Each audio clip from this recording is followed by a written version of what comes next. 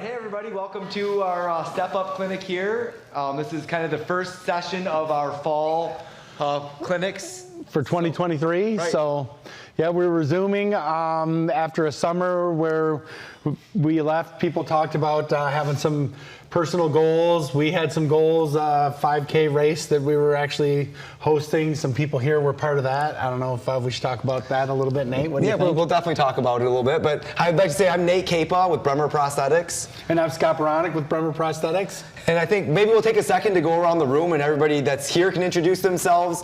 And then what we're going to do is we're going to talk a little bit, then we're going to go to online and everybody online can introduce themselves after we've gone around the room and kind of talked about goals a little bit. I'm Dave Laddie. I've been amputee since 2017 and I've been with Bremer Prosthetics ever since then. I'm Dwayne Collier.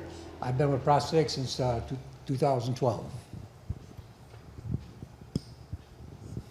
Stan Murdoch, I've been with Bremer for 2 years now. Oh yeah, at least. Dawn Overmeyer, below the knee, 2013. I've been with Bremer's ever since. Michelle, below knee, as you can see by my fancy schmancy leg, since 2021. I'm Chris, and I've been an amputee since 1986, above the knee. And I love prosthetics so much that I do it for a living now. I work for Bremer Prosthetics. Well, thank you guys all for being here with us. As Scott said, we wanted to talk a little bit about goals now. And one of the things that we were super excited about last year, I mean, when we finished up the fall session, we told you that we had a big idea coming based on goals. All spring, we kind of worked on it. It was getting ready to run or walk a 5K. And on August 19th, we had our event. We had around 85 participants, over 100 people came out to the event. So it was really well supported by the community.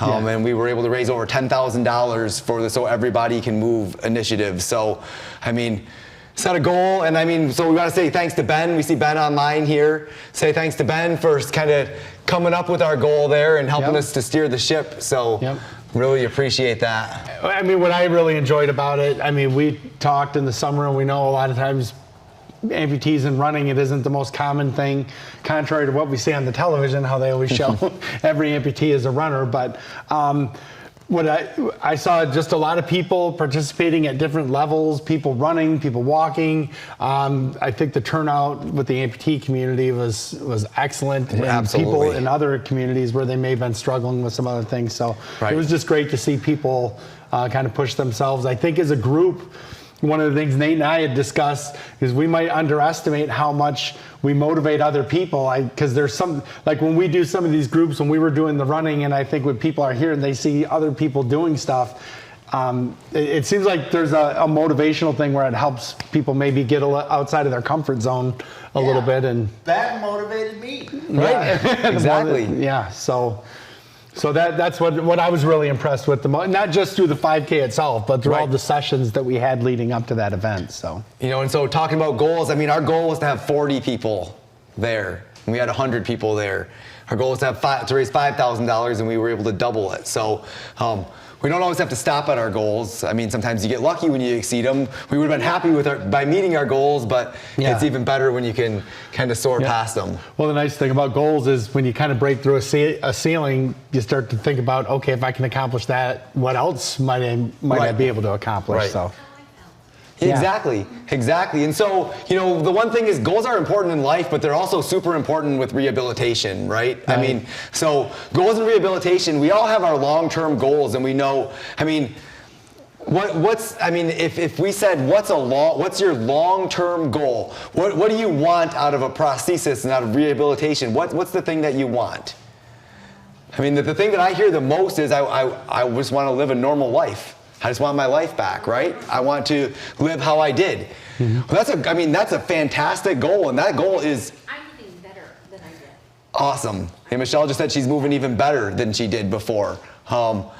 And I mean, it's great to have that goal, and that's the goal that I mean, we really strive for, is to get back to that. But along the way, we have to set smaller goals, right? Right. We can't just have that one goal, or else it just seems to be too hard to achieve. So we have to look at little steps along the way of, you know, maybe today I want to walk to my mailbox and back, or do, I mean, just, I mean, you know, talk about like when you, what was your big goal? Well, the big milestone that you remember that from when you, but like water skiing? Yes. Yeah. And well, to your point though, how you were talking, I remember, you know, when I was in rehab and I was going through my physical therapy, I was probably about 7 months post-op, and my therapist was with me, saw a lot of my frustrations.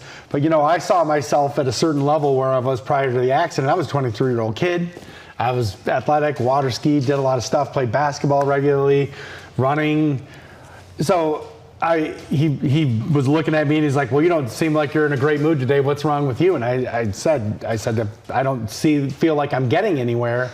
This is ridiculous. I was still walking with a cane. I was frustrated about that. Couldn't picture myself running or doing any of the things that I thought I really wanted to do. And he said something to me. He said, well, do you remember what the first thing you said to me when you started coming here was, do you ever think that I'll walk again? And I knew what he was getting at, and I didn't really want to hear it at the time because I was too busy being angry about the other stuff. But that was the important thing about that day, and what Nate's trying to say is I realized kind of when I went home and I started to reflect on what he was saying, I needed to set up smaller goals along the way, because as humans, if we don't realize our accomplishments and see some sort of accomplishment, we can kind of get stuck in that dwelling on the things that we haven't, or the negativity of it. So, Right. you know, Right. and that really changed my rehab process, because it was like, okay, I'm going to do this week, and I want to see 3 weeks from now this. And I think, yeah. Right. I mean, we say it a lot of times. We say that it takes 2 years to maximize what your functional potential on a prosthesis. But I think that, I mean, and Scott and I haven't even really talked about that. But when we say that, we mean a minimum of 2 years. There's no shortcut. We don't mean, oh, at 2 years, everybody's guaranteed to be back to that. But at the absolute least, it's going to take 2 years of that work and dedication and achieving those smaller goals, hitting those milestones to, kind of get back into a semblance of the normalcy of life. I mean, if you were to have an amputation, a minimum amount of time from the time that you had, let's say you were fully active till you had the amputation, which would most likely mean you were in a trauma setting, it's going to be at least 2 months before you're back up on a prosthetic limb and ready for rehab. Most scenarios, people are on a limited weight bearing status at best leading up to the amputation. So you're not getting the activity and stuff that our muscles need. What I'm trying to get at here is the thing that we're battling during this recovery process is our muscles lose 7 to 8% of their strength and mass for every week of inactivity. So if you take, and I'd say it's at least 3 months average for most amputees that they're without, that they're not ambulating. So we're not using these muscles, and what that is, now the nice thing about that is you lose a lot of muscle mass. I mean, raise your hand here if you remember, and I'd have people say to me, my thigh looks like it's as big as my arms. Did anybody feel like yeah, you could look there and see like, oh my gosh, it feels like I'm shrinking. Well, that was real. And a lot of that 2 years, the nice thing about that is up until I think it's 72 years old, we can rebuild our muscle mass up to 100%. So, but we don't gain it as quickly as we lose it. Right. So a lot of where we talk about the time frame is just, that first year is just strengthening your muscles. A lot of the things that we use to balance are using those, learning to use those muscles properly, making sure that they're strong enough to support us.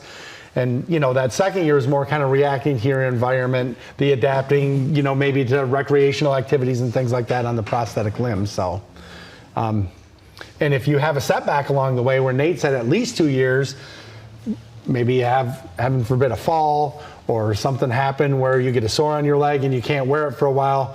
Guess what? Now that process of, 3, 4 weeks, 5 weeks, 6 weeks of not wearing the prosthetic limb, we're kind of backsliding again. So that's why we talk so much and we emphasize so much about making sure we do things conservatively so we don't have any setbacks during the rehab process, because they're more devastating than just what they do to us psychologically. Right. So go ahead, Michelle. I was going to say, my important goal that I had after I lost my leg was I wanted to go swimming. I used to swim all the time. And I was finally able to go swimming back in June or July.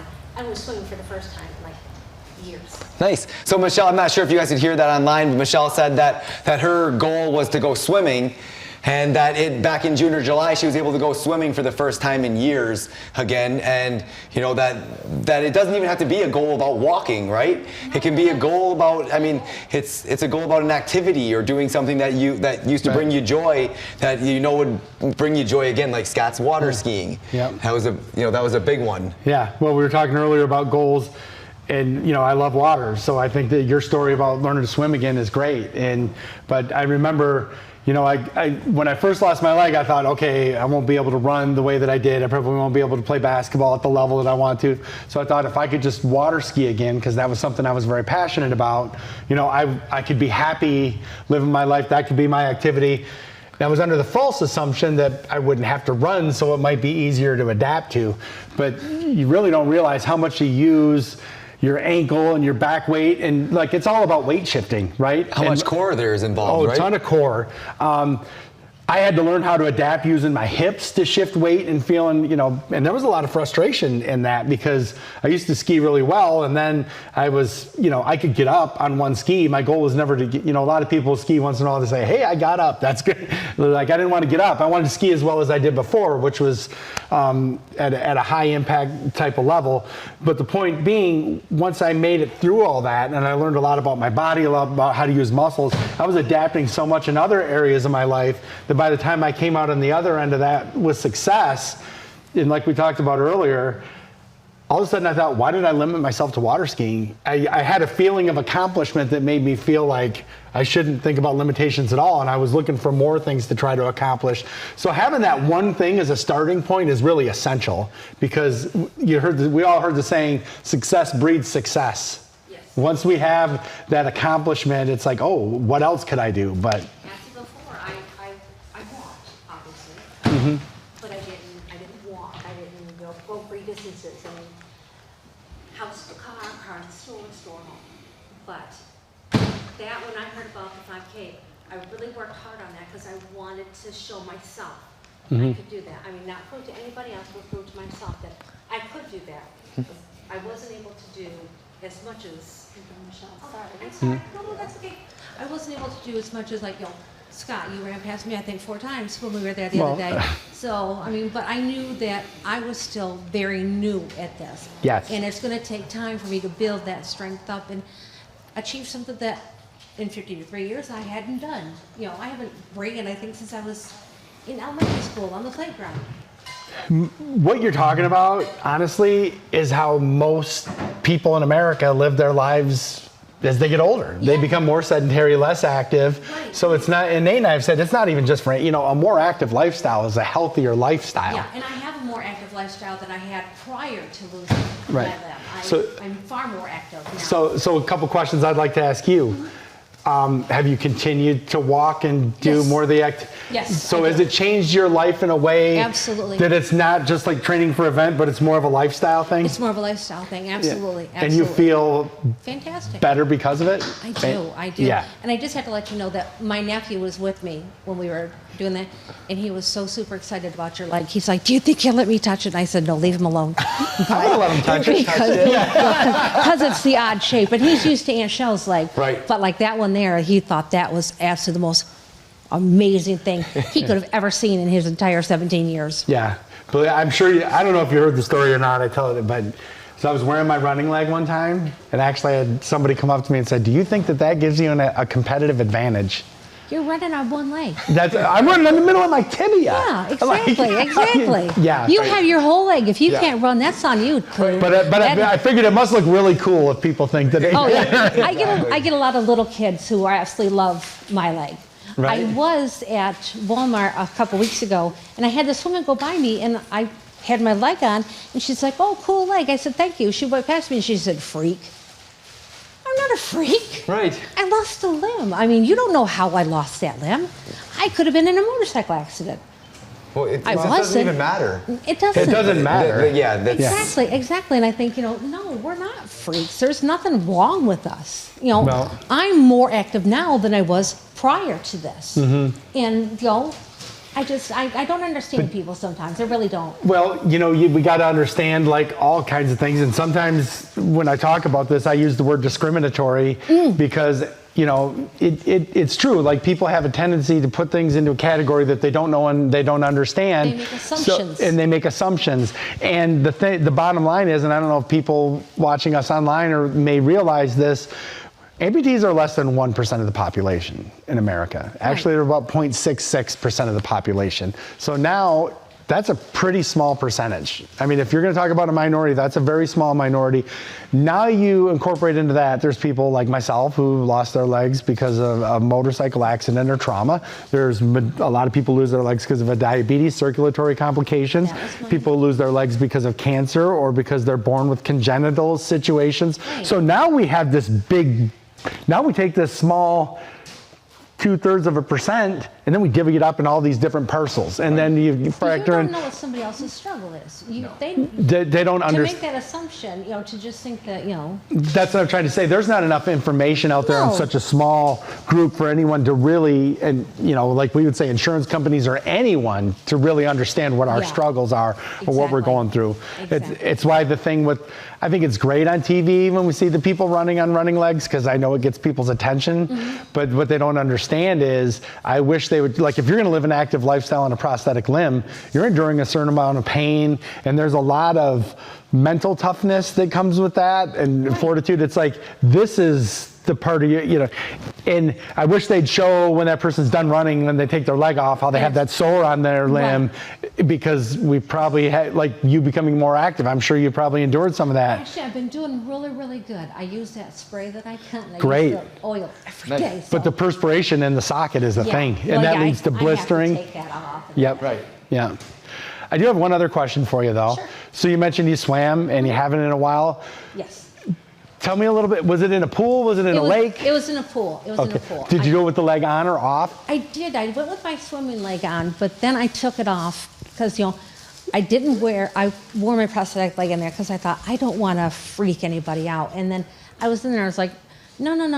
Nobody needs to be freaked out about my leg. So I took it all off and set it to the side. I was able to swim just fine. Yep. So you were more comfortable with it off in the pool. Yeah. And I was just curious because, going into a lake, you have to wear the leg into the water. Yeah, but I know and I like laking obviously because I water ski, but then sometimes when I'm swimming in a pool and doing my lap swimming, I actually am more comfortable swimming with the leg off. Right. So I was just wondering what your experience was like. It was dragging me down a little bit. And so when I took it off, I felt I was able to do more normal. Were you doing like lap swimming kind of thing? Yeah. That's why, because when you're kicking it, it doesn't. Yeah. When you got water. And I also had my niece in the water, and she came with me one day. She's obsessed with my leg. She takes my leg off. She takes everything off. She knows how to do all that. She rubs my leg with the lotion. She lets it dry. Then she puts my leg all back on for me. And that's what she does. Every time she comes to see me, at least 5 or 6 times before she goes home. Okay. So most little kids are scared of that. She's not. She loves it. Well, I think it goes back to what you're saying. When people start to understand things, they're not afraid of them, right? And it kind of removes that stigma. They don't think of it like that prosthesis defines who that person is. When people do that, it's because of their ignorance, right? It's just because they don't have an understanding. And when it's not something that you encounter very often, the times that you encounter it, unfortunately, it's just a sign of ignorance. I'm the only one that Jalila knows that has a prosthetic leg, so she's fascinated with my leg. You'd be surprised though, like with kids, like my kids, my daughter's back there. My older daughters, Brianna and Blair, like I'd get up on Saturdays and I'd make breakfast because that was the days where I was home. And I remember, they knew that I couldn't get out of bed until I had my leg on, and they'd be like on the side of the bed with my leg, like, come on, Dad, get out of bed. But I remember I got a brother-in-law who was in a wheelchair, and I remember it's weird things, little kids say, but they were like, yeah, when we were little, we thought everybody's dad could take their leg off. That was just the norm. But her having that exposure at a young age is going to change her perception of what, because she had that experience. And a lot of what we do, we always talk about educating other amputees and helping each other and that kind of thing. But even help, getting that messaging out is a big part of that, because the more people know and understand, the better it can be for people who, in the future, who are on. You guys are the only amputees I've ever, well, that's not true. My dad and my grandpa, but my dad didn't do really well with his, but my grandpa lived years. And I'm sorry, I will let other people talk. No, this is I've been so great. chatty, No, I'm I sorry. just had to turn the, I was Yeah. getting an obnoxious Right. noise out of my phone, so. My grandpa had a leg, a lot like that one there, where it was, you know, the whole solid piece. Uh-huh. Yeah. And I was told, that's what you should get. You should just get the regular leg so you look normal. And I said, well, there's nothing normal about me. I'm a huge Disney fan, so I'm going to have a Mickey Mouse leg. And this is my second Mickey Mouse leg I have. My first one is a planter at home. I have a plantain. So I have to be myself. And that's what all of us want to be, is just ourselves. This doesn't define who we are. This is just a part of who we are. Right. Does anybody here have a cover besides Chris? I don't think so. I think it. No. What's that? Dwayne does. Oh, Dwayne does. Okay. So we have a couple people. I mean, so what I've noticed is a lot of people that I work with, they go for a few years where they don't want to cover, and you know, because just like you said, there's no stigma to them. They're not worried about what other people think. They just want something that's functional. They want to be able to go out and do their thing. Right. And then there's a place, though I've met a lot of people that are somewhere around 15 to 20 years of using a prosthesis. They're like, let's put a cover on this thing because I don't want people coming up and talking to me about it anymore. Oh. I'm done, you know, and it's a matter of, like, you know, Scott can tell the story about going to concerts or doing those things and saying, I want to be here with my wife and enjoy the time, and I don't want people to come up. I don't want to have people to automatically think there's a topic of conversation Yeah, here. my wife would be like, not that "Oh." they're ashamed of it, not that they're trying to hide it, just that they're saying, all right, I noticed that when I have this, it draws attention, and I don't want that. It's a learning tool. Like, there was a little one at Walmart, and they were throwing a fit that they wanted candy. And I said, you don't want to eat too much candy. And he's like, why? I said, this is what happens when you eat too much candy and you don't exercise. So I use it as a learning experience too. Yeah. Right. Very good. So do we want to go through online and do introductions now? I would like to go through the online and we'll get the introductions, and I guess everybody keep in mind we talked about wanting to set some goals, so and I hope the online people who've been listening maybe have been thinking about that, so when we get to that goal part maybe we'll come back and ask everyone you know, what their input might be there as well. So yeah, let's go to the people online and have them introduce themselves, maybe say how long you've been an amputee, where you're from, what that experience has been like for you, what you know you're hoping to accomplish that maybe you're not accomplishing. Just kind of give us a little bit of history about yourself. Hi, my name is Tim Coleman. I'm 3 years above the right knee amputee, 3 years as of this coming April. Okay. I only know that because my last discharge was at my daughter's birthday.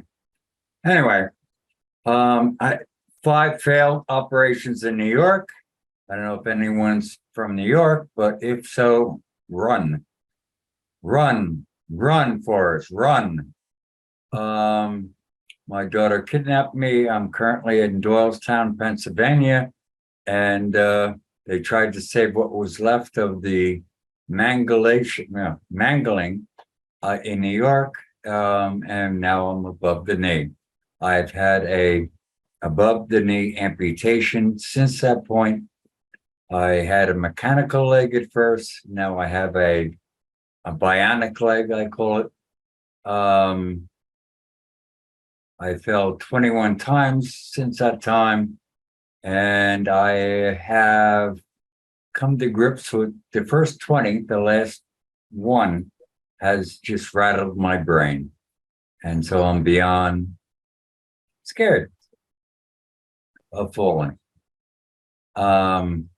I'm a good, excuse the expression, ladies, ass bumper. So if I have a chair, couch, whatever around, I can get up anywhere.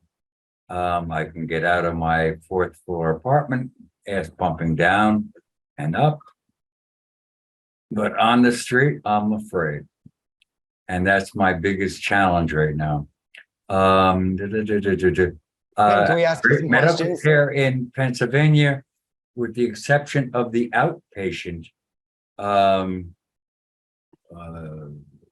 PT for the first year, and now I have a good one, which is good, and I'm trying to restart, but again, that fear block in my head is, I can't get over right now. In terms of people asking stories, I love, particularly little kids, you know, what happened, mister? I tell them, it's amazing how many people think it because you have an amputation, it must be from diabetes. In my case, it's not. But it is what it is. And I think that's Tim in a, I don't know, thumbnail. So, Tim, I mean, so you mentioned that you're in physical therapy now. Is that correct? Correct. Okay, which I think that's fantastic. I mean, obviously the history of falls and everything like that. No one's going to sit here and tell you after 21 falls that there's not a reason to be scared. No, after one fall. After one fall is the one that can be enough. I'm sorry for interrupting. My problem, okay. As soon as I fell, if I could, I'm a behavioralist, a psychologist or whatever, with autistic kids for 40 years. As soon as I could figure out what idiot, AKA me, did, I was good. That last one, I figured out probably quicker than the other 20, the idiot thing that I did, because it's part of my little joke sessions. I can do everything but hang high pictures.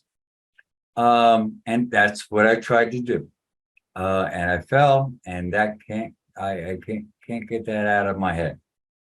And it's a little scary for me anyway. So my next question is, in which again, that, you know, being able to figure out why you're falling is huge. So even trying to take the time to think through that's good. Keep doing that. But have you talked to your prosthetist about your falling?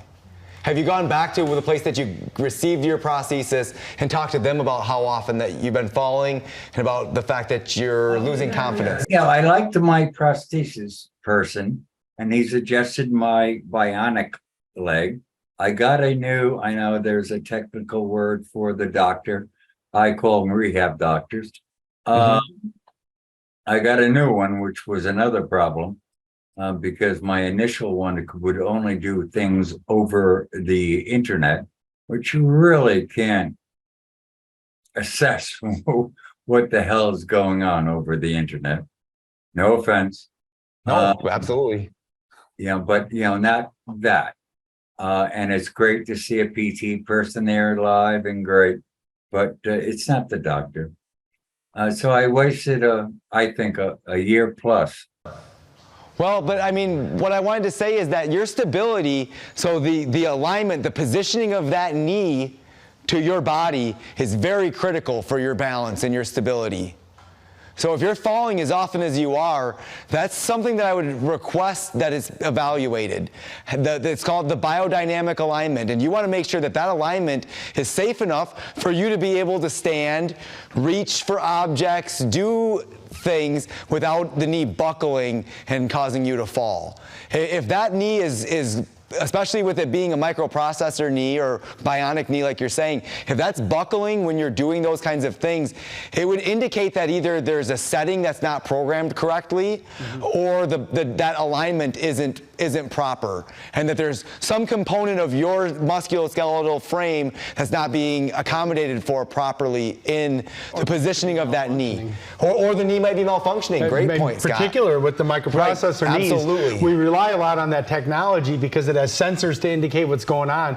These things, I mean, they're very open. They have a loaner or a warranty program, and they recommend that if you fall once, that should really be sent back so that it can be checked out, and then they'll give you a loaner so that we know that it's safe in the meantime. I mean, I would even start with that, or at least have that looked at. Right. My guy has come over here, my apartment where I live, and also went to my new PT place, and things have been adjusted and so forth. Right now I just think it's more of a mental thing in my head. Okay. sheer fear. Well, hopefully some of the exercises that we show today, which, I mean, I'll kind of get ahead of ourselves a little bit, but things that we're going to do today are really going to be focusing on fundamentals of things. So hopefully some of the exercises we do today can help you to cue into different activities and things that can help to slowly restore that confidence. Because once confidence is shaken, it's a hard thing to rebuild it, but hopefully you can see some benefit from the exercises that we're doing, and you can see how strengthening these specific muscles can help you be more in control of your prosthesis and in turn have, less of a potential for falls. And I would just say one additional question or statement, whichever. I was a big swimmer in the ocean. I was a lifeguard and so forth. I was one thing that I really wanted to do is to go on the beach and put my left leg into sand. And I have not been able to accomplish that. You had mentioned your water ski with your prosthetic. How blank have you done that? Is there a different type of prosthetic that's water? No, I use the same prosthesis that I wear every day. However, but it's fresh water here too, not salt water, which is a big factor here in Michigan. We don't have salt water. And I'm below the knee and not above the knee, which I think another is a big factor, right? Because walking, you probably wouldn't need to use the microprocessor controlled knee. There's ways to waterproof it if that's what you wanted to do, but walking in the sand but I just wanted to say that one thing. I'm below the knee and not above the knee, so it'd be a lot more challenging. You just have a lot more obstacles to overcome. So my scenario would be quite a bit different in comparison to what yours, is. But that's right, and I know we're all different. Right. But it's frustrating. Again, 3 years, April. By this time, I thought I would be walking minimally, and again, it's in my head. I think at this point, and I have the right people, which is good. Try again, but it's very frustrating. So the other thing I wanted to bring up was that, right, but sand is one of the most challenging surfaces to walk on, without a doubt, for above the knee, below the knee, no matter what. Sand is something that people come to me all the time and they say, oh, I tried to walk on the beach and it was really challenging. But I don't know exactly, different states have different sets of infrastructure, but here in Michigan, we're starting to develop more and more accessible beaches. Places beaches that are actually accessible for wheelchairs, for people with a prosthesis, for those things. So that might be a resource that you want to look into is where's the closest accessible beach for you? And that could be a way that you could achieve that goal. Sit in the sand and feel the warmth of the sand and do those things without kind of remove some of the challenge right now so that you can have the reward and then focus back on the walking and that stuff.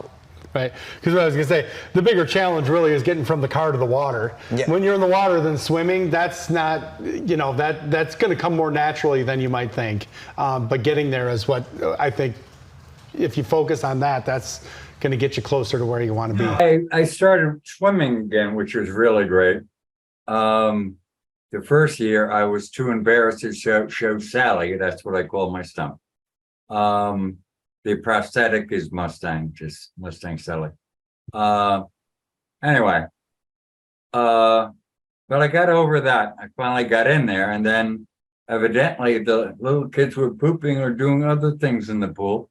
And I got an infection on my left leg, which I almost lost. So that's where I am. So, but hopefully camp now is over in New York, Pennsylvania. And they're draining the pool, thank God. And I'll go back to my aqua stuff. Okay, very good. Thanks for coming and thanks for sharing your story. Well, and thank you for listening. Hi, everyone. My name is Stephen Duncan. I am a below-the-knee amputee. It's only been less than 2 months. I had my surgery July 26th. pretty much there's really no limitations for me. I haven't had no change. Like the other day, I walked 1 mile on my one leg. I went all the way to the beach because I live right next to the beach. So, I mean, I've been doing everything with my walker and my one leg everywhere. So you don't have your prosthetic limb yet? No, I just had my test socket yesterday. I went and had my test socket, tried it on. It needs some adjustments, so they have to send it back to where my office doesn't do the adjustments there. They send it up to Rochelle Park, New Jersey. I'm from New Jersey, so that's where they do all the adjustments at that office. So hopefully I go back Tuesday and should get my first leg, or you want to call it your test leg. So do you have a protective device that you wear on your limb while you're getting around with the walker and stuff? No, I just wear that like shrinker, but the very like thin layer shrinker, like the sock one, like. Right. Okay. Right from 2 days after surgery, I put my shrinker on, but no, I never wore like a protector to protect my stump or nothing. Just, you want to be very careful. One of the biggest setbacks we have at this stage of the game is falls. If you were to fall and injure, that suture line will not heal like it did after surgery. It takes, I mean, sometimes 9 months to well over a year. Or revision surgery. Or revisional surgery. I mean, it's great that you're going on the beach, that one limb strength, but you may want to say to your prosthetist, if that's something, hopefully you have the leg next week and that's not an issue, but if it would be more ongoing, ask them if they, there's things we can do with fiberglass wrap and things like that where they can make you something relatively quick and inexpensive on the spot. So maybe just have that conversation with them. Okay, no problem. Thank you. Just trying to. I'm sorry. What is that called, sir? Well, the rigid removable dressing. Repeat. Rigid removable dressing. Okay, thank you. Yep. So, yeah, anyway, like I said, I think it's great you're doing what you're doing. I didn't want to sound negative, but at the same time, I'm just looking out for you because you're so close. And if you're doing that well on your sound limb, I'm sure you're going to do really good on the prosthesis. So I just don't want to see a setback for you. No, yeah, because I've heard, revision surgeries or any of that, like, you fall on your stump, you could be 9 months to a year setback. So, right. I don't want to be like set back 9 months to a year. I'd be really upset. Yeah, no, we don't want that either. So it's great seeing you again. I remember you from the Ask Me Anything. So right. How's the dog doing? I can't believe I'm talking about this. Right. It's actually Bear's birthday, so he's not here today. Bear, happy birthday. Happy birthday, Bear. Yeah, I'll tell him you said that. He'll be here next time. So. All right. The things my life has amounted to. Right, exactly. But otherwise, I'm like real quick, but I was like, I'm only like, say, not even 2 months, but the company I've been with, I use All Care Orthotics and Prosthetics. I've been using them for 14 years because, I mean, I've had AFOs. I've had a foot problem for 14 years before the amputation. Okay. Yeah, very good. So you know that you trust them and that you work well together. Oh yeah, I know the owner, and he just offered me because I'm pretty encouragement with like learn more about it. He offered me a job in the company, learning how to make prosthetics and being a peer support counselor for amputees for the company. Cool. Yeah, I mean that can be a big role. That's the kind of stuff that we're trying to do here, and we'd done this for years, and then we started doing the virtual stuff because we saw during the pandemic a lot of people were doing that, and we thought, how can we get creative and more outreach, and now we have you people joining us. And we mentioned before the people being us amputees being less than 1%, and there not being enough information and education. So, I mean, if you go down that path, I'm sure you'll be very valuable. Hey everybody, how you guys doing down up there? Hey Ben, how's it down there? Well, good. I'm at work. But my boss let me have an extended lunch so I can hang out with you guys. So great. We said thanks. I definitely will. I miss it. I miss you guys, but I love that you have this Zoom stuff so I can still be part of it, even, through the phone. But it's going to be different. But I'm glad you guys had this group, and I'm glad that I still could be part of the Bremer family, just even via Zoom. Yeah. Well, we're glad that you're with us as well. So my last big event was the 5K, and I loved every minute of it. But even I was talking to Brianna about this. I think I was out of everybody, I was the hardest on myself because of my time. I wanted to do better, and you guys like cheered for me when I crossed the line, but it's like I was literally the last person to cross the line. But I mean, I finished, but for myself, I just didn't feel like that was good enough. And I know there's next year, and I'm just like the Cubs used to say, there's always next year. So my goal is just to do better next year. And next year, I'm just use it as a stepping stone. Yeah, and that's all we can do is that's the exact right attitude, is have it as a stepping stone. And I mean, is that a distance that you'd ever walked before, Ben? About a month before that, I went to the zoo down here in Indy when I was, job searching, and I went to the zoo and we went to a baseball game. I walked equivalent to a 10K in one day, but it wasn't all at once. I was going to say, that's what breaks. That's what right, exactly. So I mean, to even just go out and accomplish that, and to make, to finish, it's a huge accomplishment. And I think everybody here would agree that's a huge accomplishment. Yeah, we were super happy to see that you made it. And the thing about you get to call that your personal record now. That's your best time ever. Yep. And whenever you're competing against, like in events like this, we're competing against ourselves, right? We're not competing against somebody else. That's what's so nice about these kinds of things, is that you can go and you can say, okay, this was my time. Next year I wanted to have this time, or next time I do this event, I want my time to be faster. You have to finish first. Now you know what that looks like, and now, like Nate said, now you can focus on how do I make that time better for myself and whatever. But don't come down on what, and I mean I get it, because I've been there, and I mean, but we've all been when there. Nate started doing triathlons with me, we've all been there. It's like, oh, I should have done this, and you don't know, and every race or event or just obstacle in life that you come on, you may have done a 5K over here or a triathlon over here, and then you go do it at another place. It's a different event altogether, and the layouts are different. So that's why when we talk about some of the events that I've done, I did this one in Daytona a couple years ago. I wished I would have done better than I did at the time. I don't know if I was having some issues with my leg or what, didn't train hard enough. And I'm going back there this year, but I have a time now. Now my goal is to beat the time that I did last time. Last time I finished.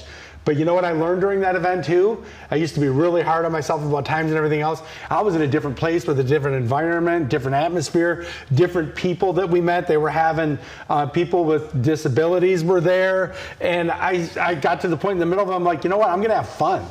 And I know that I would come back and do it again sometime, because now that I have that time, now I'm focused on beating that time. But I have a vivid picture in my mind of what this event looks like. This was in a different state. We didn't have any idea what that event was like. That was kind of a lot bigger than what we imagined it was. A lot. And I mean, we both learned that time how important it is to really be in the moment we can work so hard to get to the moment that we overlook it when we're there. And when we're there, we have to cherish it and take it in and really get as much enjoyment out of these moments as we possibly can, because we work so hard to get there. Right. So I mean, kudos to you, Ben. You did great. We were all super happy. You went 3 times farther than I did. Yeah. Exactly. I mean, there's a lot of people there that did 1 lap, Ben. Yeah, right. Everyone didn't do the whole 5K. Like you're saying, you finished last, but that's not necessarily the truth. Because they didn't do the same distance. That's what I'm saying. I think nobody was hard on me except for myself. I'm the only one I was beating myself up over that when I should have accepted. It was an accomplishment and a goal. Don't beat myself up over it, because I mean I did. I said I was going to do the 5K. I did the 5K, just not as quick as I wanted to. So you did the 5K. And you accomplished your goal. Now, if your goal is to do it faster next time, but you did the goal. I'm going to say something that I mentioned earlier about people make sacrifices and endure things that other people won't know if you live an active lifestyle on a prosthetic limb. People who are joining this group, either virtually or here in person, these are all people who've pushed themselves. These guys have been working with us for years, or maybe you're joining us for the first time. You're looking for more than what you have, or ways to share your experiences, to push other people or something. That's why you join. That's why you're sharing your time with us right now.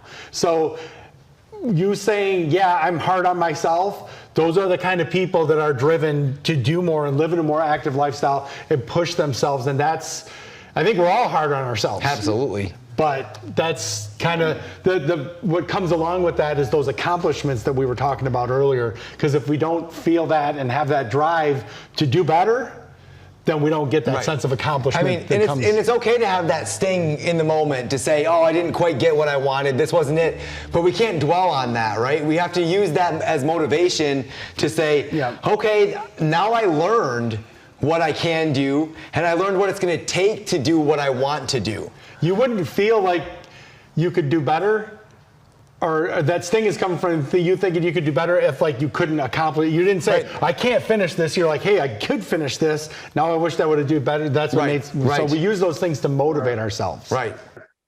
And that's what I love about this group here and you guys is like, I mean, I came further than I could ever imagine. I mean, the year before I'd done my bicycle ride, and then I talked to you guys about, you know, I wanted to do a 5K, and I mean, you used my idea of wanting to do that. You guys done a whole entire event.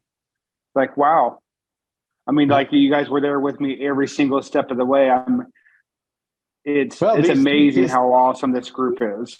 But like when we talked about talking with other people about setting goals, I mean, this stuff is why we do what we do, and it's hard work sometimes when we're in the middle of saying, oh, sure, we'll do that. We'll do a 5K. Exactly. Like, oh, crap, how are we going to set up this 5K? But when we're doing it, when we're done, it's fun. And so, Ben, we can tell you that Scott and I have had a goal of having our own 5K for a long time. For years and years. So you came through and you gave us the reason to accomplish our goal. So that goal had been sitting in our pocket, and it was always a someday we're gonna do this. Oh yeah, we'll do it someday. But there was just never that final push to say, well, we need to set a date and we need to find out what day we're gonna do it. So thank you for giving us the drive to say, okay, we're not gonna talk about this anymore, we're gonna do it. Yep. And that's huge. I'm just glad we worked together on that. And again, like I said, you see guys are doing it again next year. So, I mean, my goal is, I mean, like every year, I mean, like I'm going to do better. Did you say that officially? It's next year's to be determined. Yeah, still. I just wanted to clarify. I didn't think we made that official yet. I'm not trying to throw you guys under a bus or stand by in my case. Then even if we don't host a 5K next year, if you want to do it, you know we'll be right there with you to train, to find an event, and to all do it together. So no, we're not closing the door. And there's a good chance we may. And there's a good chance we may, but we just haven't. We're not far enough away from it yet to make those commitments. I wasn't trying to throw you under a bus. Exactly. But I'll definitely keep in contact with you guys on that. Fantastic. Sounds great. Okay, who do we have next, guys? Hi, Tracy. Hi there. Can you hear me okay? Yeah, sure can. So I'm Tracy. I live in Toronto, Ontario, Canada. So I may be the furthest away person on your call, I'm not sure. And I had bone cancer when I was 17. And in Canada at the time, all that was being done were amputations. I actually went to Philadelphia and had limb-saving surgery there. By a doctor who was creating these new distal femoral prosthesis, limb-saving surgery. And he'd cut off Ted Kennedy's son's leg and was tired of doing that. So he created these new metal prosthetic joints and femurs and tibias and all that stuff. So I had that done in Philadelphia and chemo back in Canada. And everything was going pretty well. I gave birth to children. I was in a ladies' dance class. I ran an election. I was a politician. I did a lot of stuff on that leg for 33 years, and it broke. And then I had it all replaced here in Canada, because by then, of course, limb-saving surgeries were more common than when I was first diagnosed. I also had breast cancer, but that's a side note, so 2 cancers. And then I ran into challenges later with cement cracking internally and getting infections and things like that. And went through a series of revision surgeries, and but the infections seemed to keep coming up. So last year I had everything replaced, everything redone, many, 10-hour surgeries. And unfortunately, dislocations continued and lots of complications, lymphedema, different things, and infection again. So I was on suppressive antibiotics since 2017. Fast forward to this year, I became a LACTA, I guess you call it, a left above knee amputee in May of this year. And I have a socket, but I don't have a leg yet. I do practice walking at my prosthetist office, and I'm starting the official rehab process next week at a local outpatient facility. So that's about it. Just waiting to hear from my insurance company. I'm going for a microprocessor knee situation, but I don't know how much my insurance is going to cover that. And I just want to say thanks to Steve for promoting your event, and it's very nice to meet everyone. That's my story, and unfortunately, I can't stay on the call till 6, but I do appreciate meeting everyone. Thank you. Yeah, well, we really appreciate your time and your story, and hopefully, when you have your prosthesis, you can come back and do some exercises with us too. Yep. That'd be great. Yeah, we're looking forward to seeing how I just might say, and I know Steve does this and others, I think it's important to exercise before you get your prosthesis. Absolutely. I had to exercise a ton before my reconstructive surgeries last year, which unfortunately ultimately failed. While I'm waiting for my prosthetic leg, I'm swimming, I'm lifting weights, I'm doing chair yoga, stuff like that. So it's not easy sometimes, but there's lots of ways to stay active.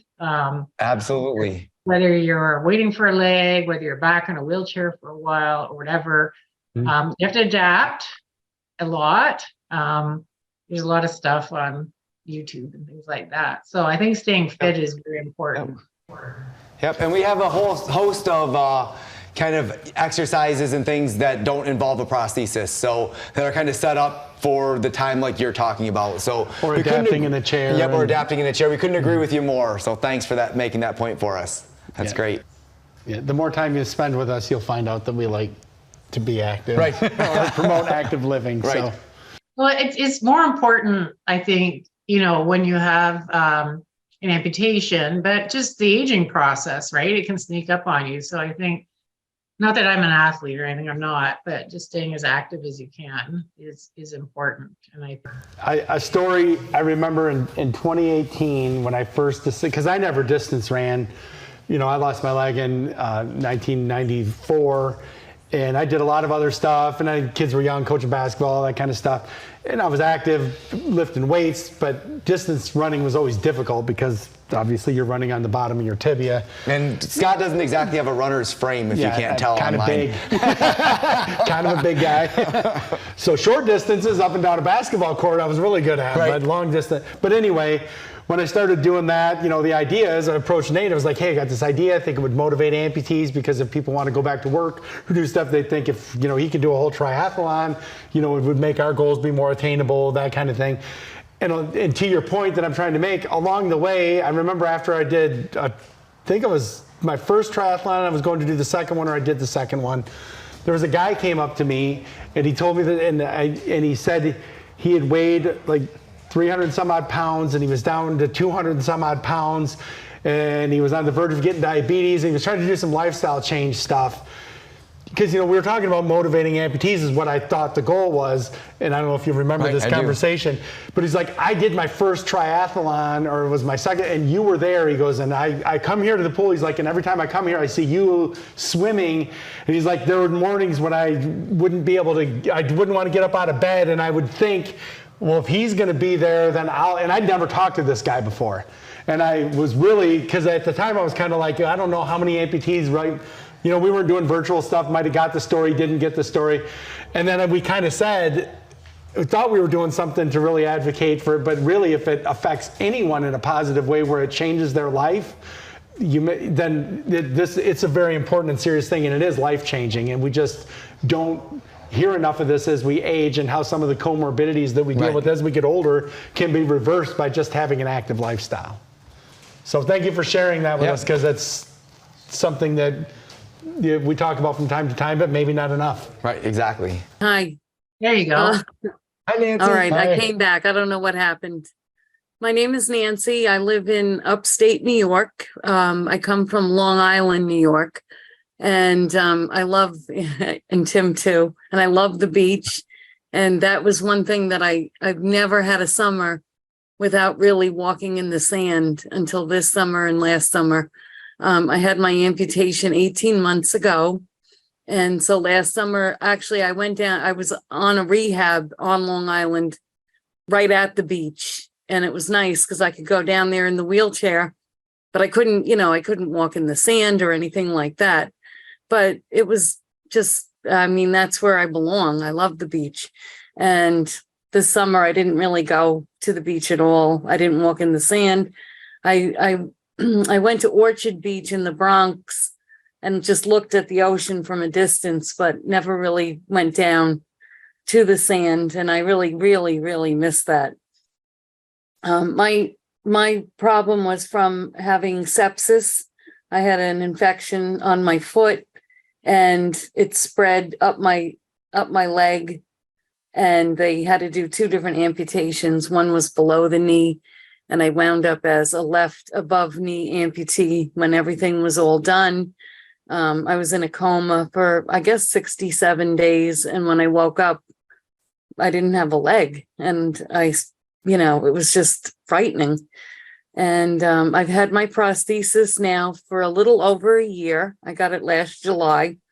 And it's a microprocessor knee that in the beginning, I was falling a lot. And it was very scary and frightening. And I was afraid to go out. I drive and everything, and I go to the store, and I would actually fall like in the store. And it turns out when I changed prosthetists, they noticed that the leg alignment was really messed up, and it just was wrong, and it was folding in half while I was walking. And it doesn't fold in half anymore since he did this adjustment. And I guess there are a lot of adjustments in the beginning, and I'm going through them now. And now my socket is way too big and it's hard to get around. I have a lot of socks inside, and there's a lot of rubbing and chafing, and the socket is just too big. So hopefully they will straighten that out. My insurance has been very good about covering everything. I also put in a request for a leg so I can go swimming, and my prosthetist got the approval from my insurance company, and I'm having a swimming leg built now. And next week it should be ready, but swimming season is it's still there, but I go in different friends' pools and stuff like that. But one of these days I'd love to go back down to the ocean. So I guess that's my story. Well, Nancy, I think you made a great point about how much adjustment is needed in the beginning, and you absolutely are right. I mean, that first 6 to 8 months, maybe even the first year to year and a half, is almost constant change for your body as your body's kind of adapting to the prosthesis. I mean, those changes will never really stop, though. No, but emphasizing to people too, like a lot of times I received my prosthetic limb. They told me to come back in 3 months to be evaluated for my definitive. We tell people, if you're not seeing your prosthetist regularly after you receive your preparatory prosthetic limb, you're not getting the treatment that you need. Right. And that's a very important thing to emphasize. And I did want to ask you a question. You'd mentioned that they made some adjustments to stop the leg from buckling because a lot of times misalignment or things that maybe change during the process, they lead to falls a lot. And that's what we were trying to emphasize earlier. Was your leg fitting good after they made that adjustment, and then until it came to the point where it's too big for you now and it's ill-fitting? Was there an increase in activity after that happened where things got... were tremendous for you? Very big. Yeah. I didn't fall again. The last big fall I had was in December, and I fell right in front of the supermarket entryway, and it was just horrible. And I decided after a few times with the prosthetist that I had met some other amputees through the Mid Hudson Limb Loss group in Hudson Valley, New York. And they brought me to their prosthetist, these two women that I met, and I decided to make the switch. So when I switched, they did this big adjustment. I think it was in April. And since April, I have not had any falls at all. I've had no leg buckling. I'm able to lift heavy objects and move them without having any kind of problem. Because in the beginning, I was trying to like lift like a big Chewy box because all the cat food and supplies came in, and I totally fell right on the box trying to lift it up. But now I can lift those boxes in when they get delivered.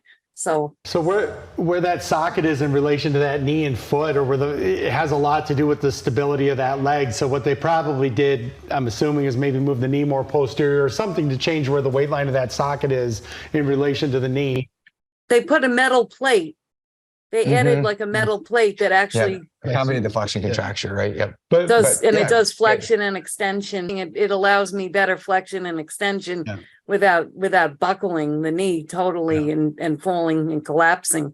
Definitely helps so much. It's unbelievable. And like Tim was saying before, he was, frightened about just walking around because you're afraid. It's a very scary thing to fall, especially if you're on gravel or pavement or something like that, or the entryway of a supermarket. It's just horrible, banged up knees and both, my prosthesis got all banged up too. I don't have a cover on it, so it's all scraped and everything. So I said, maybe people should learn to walk on a simpler leg first, more mechanical. I'm not sure if that's the answer, but sometimes I think that maybe jumping into a microprocessor and not having it adjusted right is kind of a very scary thing.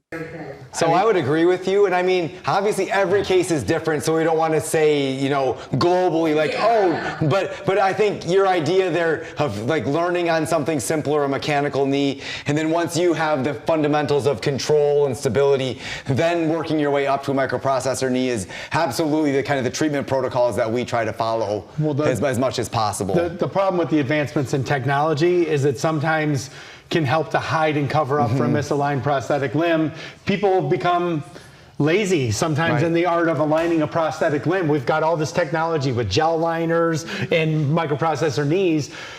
And I'm going to go out on a limb here and say this, it's more important to have your prosthetic limb properly aligned than what the knee selection is. Absolutely. I mean, the socket fit and alignment are much more important than any of the components. So, 100%. Our basic rule of thumb in our clinic, it doesn't mean we would do it because every case is different, but we always say, we like to start you on a mechanical knee so you're using the proper muscles to walk properly, because people are lazy when they not only do prosthetists, but the users themselves, they come relying on the technology. So instead of swinging that leg out there and planting it and learning how to actually catch yourself if you're falling, if you're just relying on so if you walk on a mechanical knee first, you're now relying on those muscles to control the prosthetic limb and you're in the driver's seat. Then when you transform to a microprocessor type knee, it's helping you kind of enhance what the ability that you've learned to walk on a more natural way on a mechanical knee.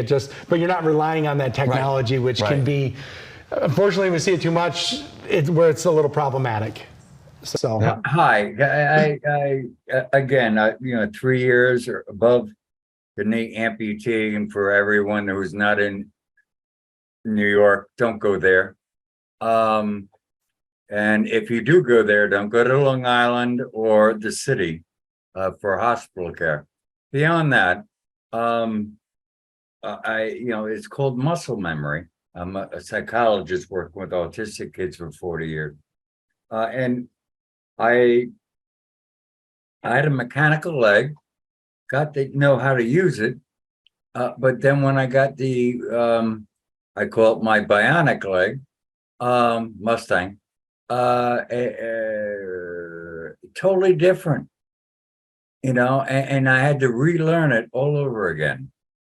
And in New York, Pennsylvania, you can go to indoor or whatever, I call it rehab boot camp, to learn different things, only if you got another amputation, which I prefer not to do. So I think you should start off with the best and go from there. My opinion. Well, so, and that's an opinion, and I mean and you're certainly entitled to that. I mean, so the one thing is we're sitting here talking about components, but there are hundreds of knee components, prosthetic knee components that are out there. Some of them are better suited for kind of learning and conditioning you to walk with a microprocessor knee than others. Some of them can use completely different habits, or that muscle memory that you learned can be completely counter to the microprocessor knee. So it's important for your prosthetist to have a goal, to have a treatment plan in mind when they're selecting these things from start to finish, thinking, okay, I see this person, I see where they're going to want to be, so I'm going to start them in this point so that they're learning these things, whether it's on a microprocessor knee, whether it's on a mechanical knee, and so that as they're advancing, they're able to learn these things. Treatment plan to work towards these goals. To the goals. And so, and it sounds like you maybe had some discongruous components, some things that didn't marry well from learning one thing to then switching to the other, and that's kind of an unfortunate change. Right, and unfortunately, I had poor doctors initially and poor PT. Right. But you know, that's now all corrected, and I got to get my mind around that. Move on. Okay, we got a couple more people that we want to have introduce themselves. Marianne. Okay. Real quick on that note, Tracy said, I'm practicing on a loaner mechanical knee at my prosthetist office while I wait for my microprocessor knee, and that they have to leave in a few minutes. But they're still on here and they have to leave in a few minutes. But Tracy did mention that because it's a similar topic. Sure. Yep. So they said that Brianna's just letting us know that Tracy in the chat has mentioned that she's practicing on a mechanical knee in the office right now while she's waiting to find out if she's going to have coverage or get a microprocessor knee. Which, like I said, I think as long as your prosthetist has this goal in mind of knowing what knee they're trying to select and is using that to kind of inform what mechanical knee you're using, this could be a benefit to you. We're not saying because we would do it a certain way. That's the only way. Right, the important thing not. is what's the treatment plan, or what are our goals and the treatment plan to work towards accomplishing those goals. Right. And because too often times there's just a communication barrier between the prosthetist and the patient. Why did you end up with these components? Because it's what my prosthetist gave me. So the more questions you ask, the more involved the more likely the more communication that you have, the more information you're going to have. The more input they're going to have for you, and maybe just you get.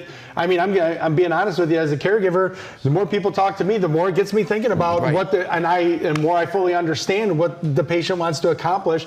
We try to do things to spark communication, but when we have people who are involved in letting us know what they want, the treatment plans can be more in depth and the outcomes are better. So, okay. So then I think next we had Marianne, is that correct? Yes. Yep, so hi Marianne. Hi, my name's Marianne, and much like the person who spoke before, I'm also a sepsis survivor, but unfortunately I lost my toes and my hands, but I do have a palm on my right hand, so that's a saving grace. And by the way, thank you for having me too. I should have said that at the beginning. Yeah. So I'm going through physical therapy, and I have hooks on now. I have the B Bionic, but it won't turn on. The strap completely broke, which my prosthetist put on, but I'm going to go back. I'm going to hopefully get a stronger strap, and I need the sensors fixed. So there's a whole boatload of stuff, as you can tell. Right. So, and I mean, as you know, I'm sure you're learning very quickly the mechanical hand or the mechanical hooks versus the electronic hands. The electronic hands are always going to be a high maintenance item. I mean, they do a lot of functions and they have a lot of capabilities. But I use the B Bionic hand for a lot of patients, so I think it's a good hand. But expect that but repairs on that are going to be frequent because it's a more delicate type thing than the mechanical hook. So learning both systems is great. Yeah. powered. I'm sorry, but these are the body Yeah, powered. exactly, with your hook. Yeah, exactly, your body powered hook. And to have that to fall back on and to know that you have something that's going to be there and be functional for you when your B Bionic is being worked on and all that stuff is going to be, it's going to keep doing that. Keep doing that because you'll always have to do that. It's a lot like we were just talking about with the knees. If you learn with the passive mechanical hand, you're going to need that at certain times. The other technology is great, but like Nate said, it does break down more. So to be able to operate both is only going to benefit you at different stages of life when things are going to happen. Right. There are a few new hands that are exciting that are coming out and that are coming out that have been out for a while, but they're actually coming out in women's sizes now, more and more, that are going to be a little bit more durable than the B Bionic hand. And I'm not here to endorse products or do any of that stuff, but just know that you can talk to your prosthetist about the fact that there are some newer things coming out that, in the future when you're eligible for a different hand, maybe you want to look into a different direction to something more durable. So that's another thing. The thing is, I told her what I wanted, and I told her I needed a more durable strap. I told her that I wanted the sensors replaced, but she said, well, if I put this strap, and no offense to her, but she said, if I put the strap on, then it should fix everything. Well, it didn't. The strap was really flimsy and it broke on one side. And as I was talking to the occupational therapist, then it completely broke off. So, I wanted her to listen to me, but she didn't. And Right. Well, yeah, sorry about that part of the experience for sure. But the other thing that you need to know is, we've already had some people on here who've told their story about maybe not getting the outcomes they wanted with the prosthetist that they were working with, and then going out and maybe seeing if somebody else had some better answers and was better at listening. So just because you've started working with somebody doesn't mean that you are tied to that relationship forever. So it's I within kind your of am because it's I'm sorry, I'm interrupting, but I kind of am because it's Hanger. And Hanger, I'm tied to them because they made the product. They made the product anyway. So, but you're not. Just so you know, Hanger is a big company. Hanger sells those parts to everyone. But just so you know that just because they're a big company and have lots of offices doesn't mean that you don't have the ability to go and talk to somebody else. Yes, Hanger built that. But you should still be able to find somebody who is happy to help you out based on your current situation. If you were here local, I can tell you that both Scott, we don't care if you've been to somebody else, that's fine. We're happy to look at your condition right now, see what you need, and meet you. And I know there's lots of other people like that out there. I think so don't worry about that. Just because you've gone to Hanger doesn't mean that you're stuck there. Okay, and there's good hangers too. We're not saying bad about anybody or anything.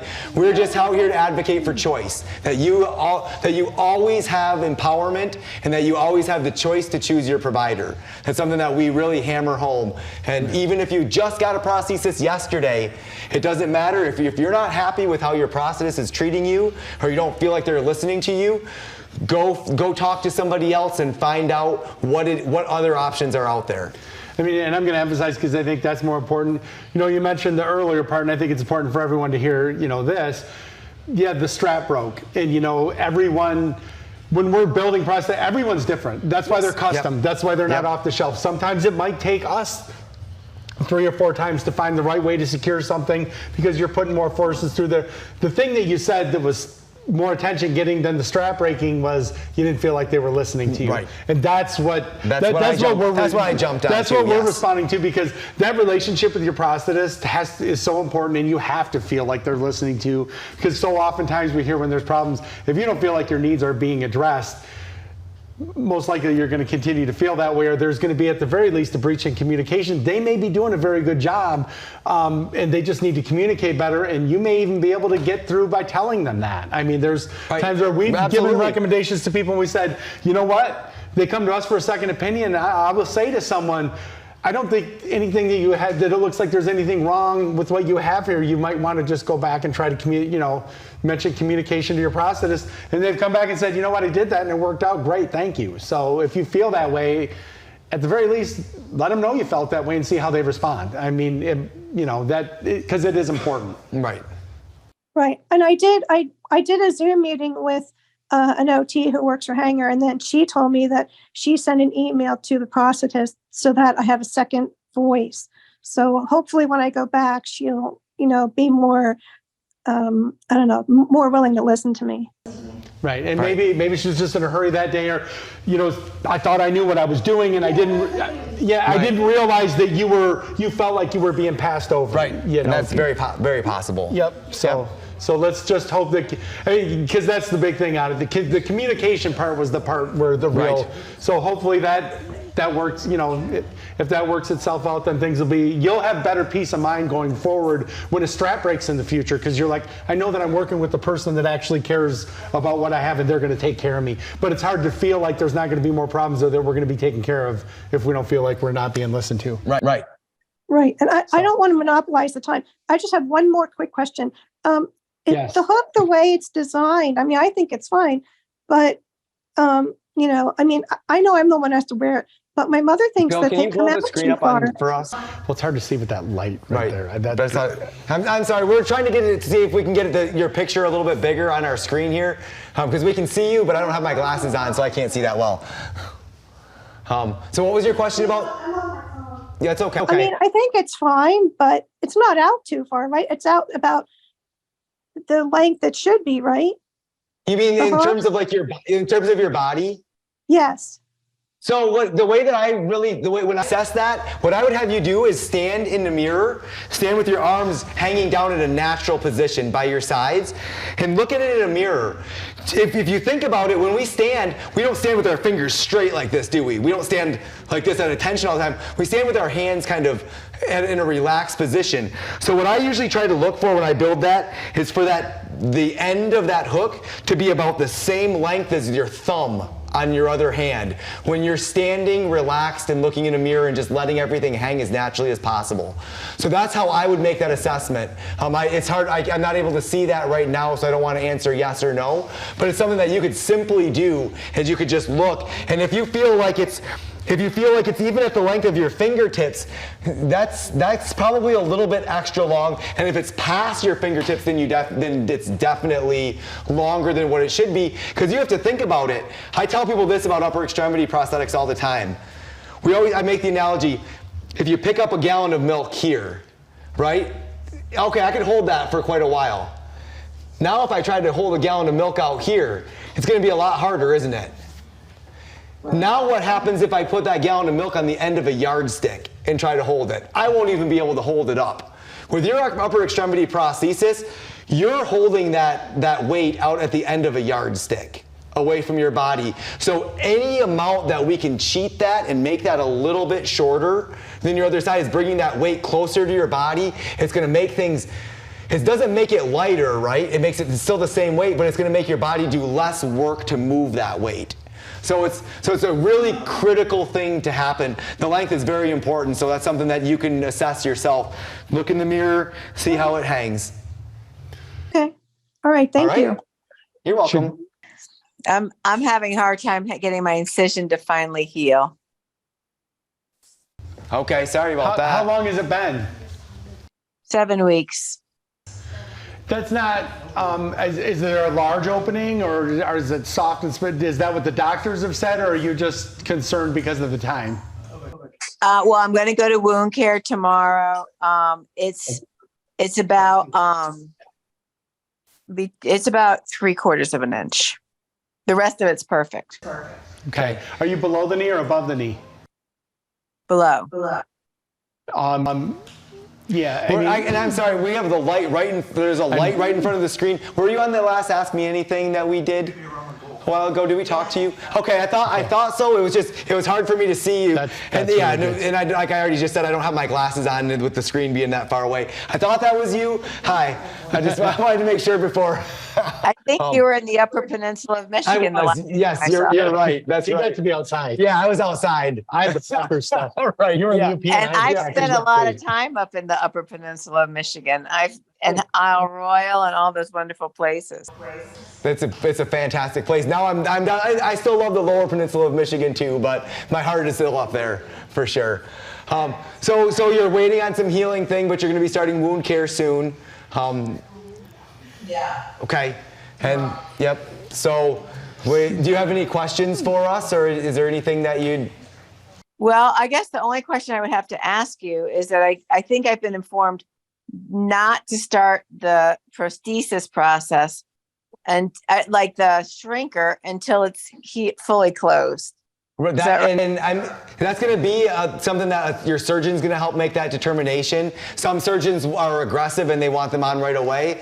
Others want to wait. And I mean, they're going to know the specifics of your healing and your limb. So, what my recommendation is just to follow their orders. Well, that's because they're the only ones who can write orders. Well, that's exactly. But I mean, what they say goes in that area. What they say goes. So, that is a question for your surgeons to ask them, or even at the wound care tomorrow, when you go to wound care to ask them if it would be appropriate to start using a shrinker or not. They would be able to help answer that question too. The nice thing with attending a wound care is because there can be several weeks in between visits going back to the surgeon.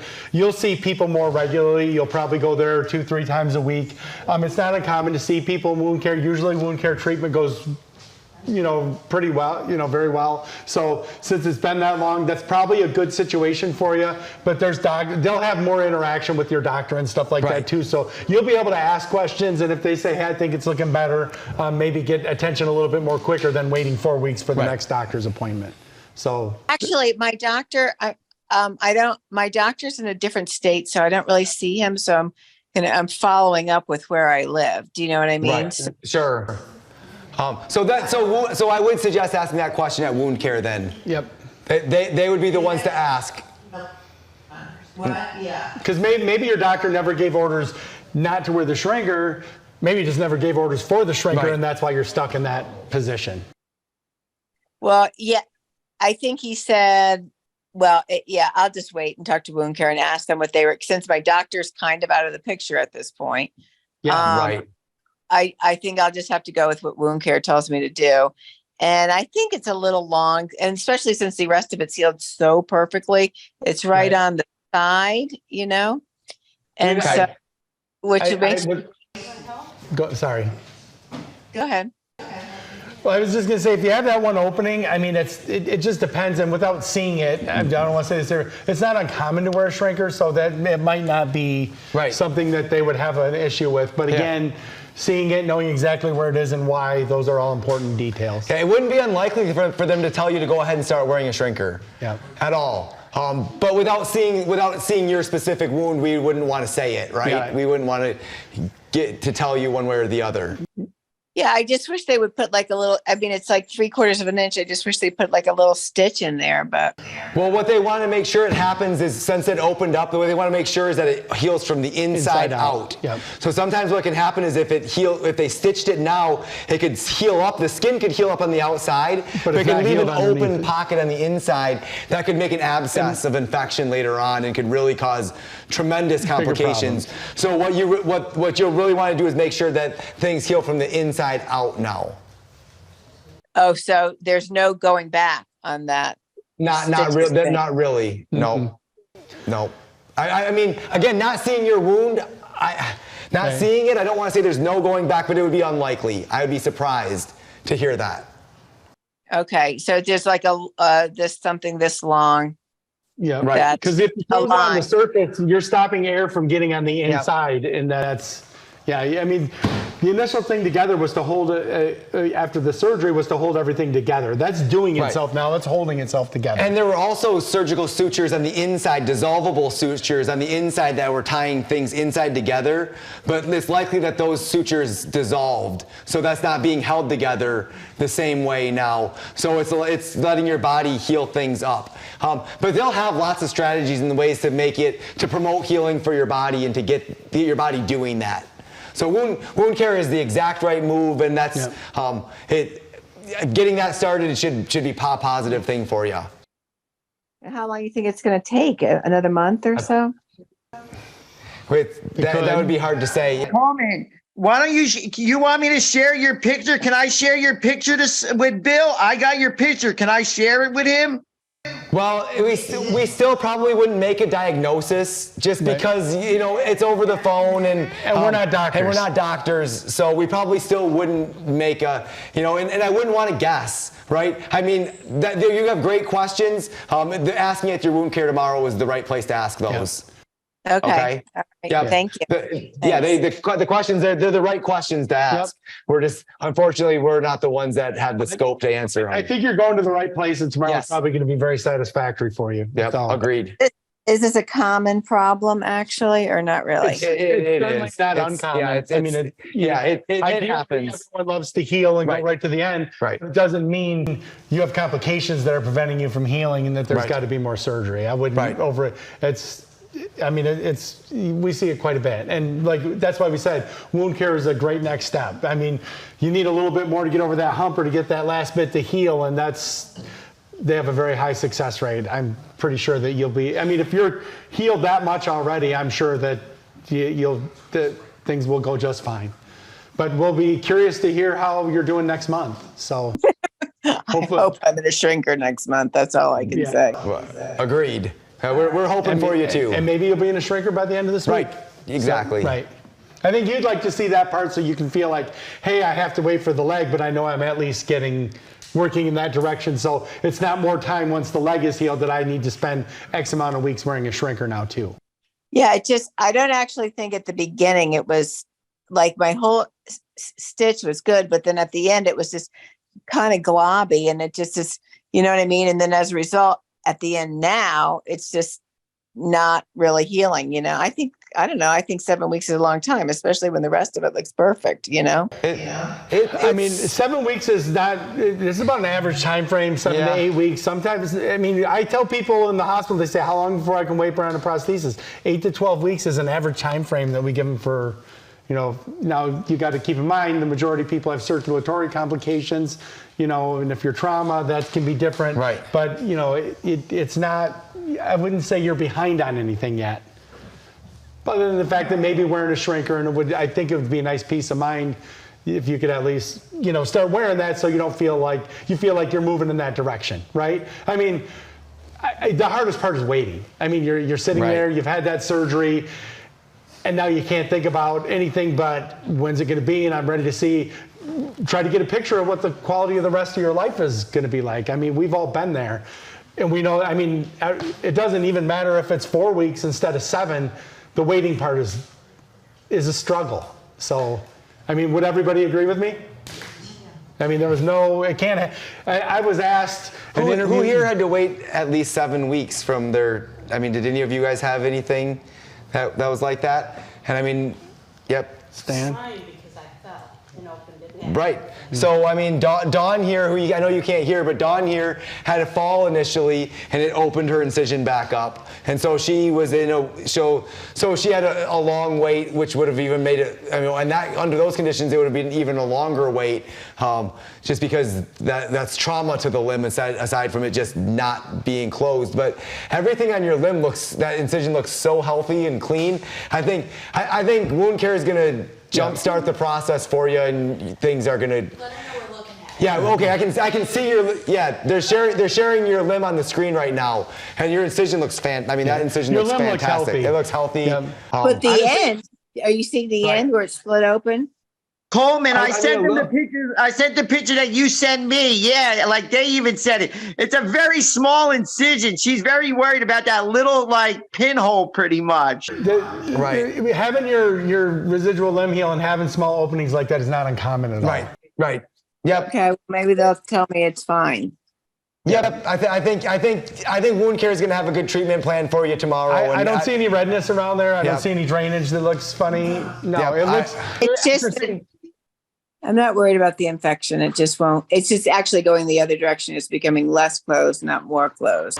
But what that probably means is it's healing from the inside out, just like you want it to. Yep. I wouldn't. What that probably means is your body is healing the inside, and it's not letting the outside heal. Don't consider that to be a bad thing. They may even decide to go through a process called debridement, where they open it up a little bit more tomorrow. That's not uncommon. No. And you may think, well, this is a step back, but it's not. It's still a step forward. It's still letting your body heal the right way instead of healing up the wrong way, like I said, and then making that pocket. I've met several people who've had those pockets in, and those are devastating later on. And that's usually 2, 3, 4 years down the road when you feel like you've regained your life and you're doing your things, and all of a sudden this abscess becomes an infection out of nowhere, and it's a real bad deal. All right. And to add to that, they're way too close to the bone. Yes. Yep. And then the infection sets into the bone, and it's just without saying anymore, I think we all know what that means. We're very happy by the condition of things, and that you're saying you're in wound care. You're following the right treatment. Keep going. Keep on the path you are. All right, Okay. thank you. You're Thank you. welcome. Okay, I think we had what? Do we have one more person? Rhonda. Hi, Rhonda. Can you hear me? Am I on? Sure can. Okay, that's what I was saying. I guess I was fighting osteomyelitis for about 1.5 years, and May of this year I got allergic to myrocefin, which gave me a condition called IVG vasculitis, and it kind of sent me to Jupiter, or they put me on prednisone, which kind of sent me to Jupiter for a while, and they decided that they did like a wedge, took out part of my calcaneal, and that was supposed to get all the osteomyelitis out. And I went to the hospital in St. Louis. I'm from Southern Illinois. I went to a hospital in St. Louis, I guess it's like an Altec hospital. And there they found out that the osteomyelitis was still there, and I was going to have to lose my foot because I couldn't go back on IV antibiotics. And so I decided to go ahead and go back to a hospital closer to home. And I went to the doctor, and they found more infections in my foot. So they went ahead and pushed. I wanted to wait a little bit longer because I laid in bed for 2 months at the hospital because of infections, and I was a bad bleeder. Every time I got up, I mean, there was it's like you killed an animal. I mean, there was so much blood on the floor. So I had to pretty much lay in bed because I almost died in the month of July or June. So it was my right. I got a right leg below the knee amputation, and my left side from laying in bed has got very, very, very weak. So now I had the amputation 2 weeks tomorrow, and I am in acute care rehab now. And I am doing great. I'm diabetic. I am getting up. I actually got up. I've never been able to stand on the walker and pivot, or lo and behold, jump on my walker. And actually I stood up today and jumped, and I was quite proud of myself. So they say I'm doing great here. I get to go home next Friday. My wound, they say, looks excellent. I actually look at it, and it's kind of, I guess some of the swelling of it's starting to go down, because I took my brace off today, and I was kind of wiggling it, and it kind of looks like it's broke or something, because I guess the swelling's gone down. It's not as tight. So as I move it, it really wiggles. I mean, I come from a medical background, so I'm really intrigued, and it's just the way it wiggles around everything. I just like to watch it, and I asked the doctor, is this normal or is it broke? I go, well, yeah, it is broke. Like, well, no, I don't mean that kind of broke. I mean, is it supposed to wiggle like that? And they said, well, yeah, that's normal. Your swelling's going down. And so. Right. So the important thing to remember is that, the muscles that are around those bones now were all the muscles that controlled your ankle, right? Yeah.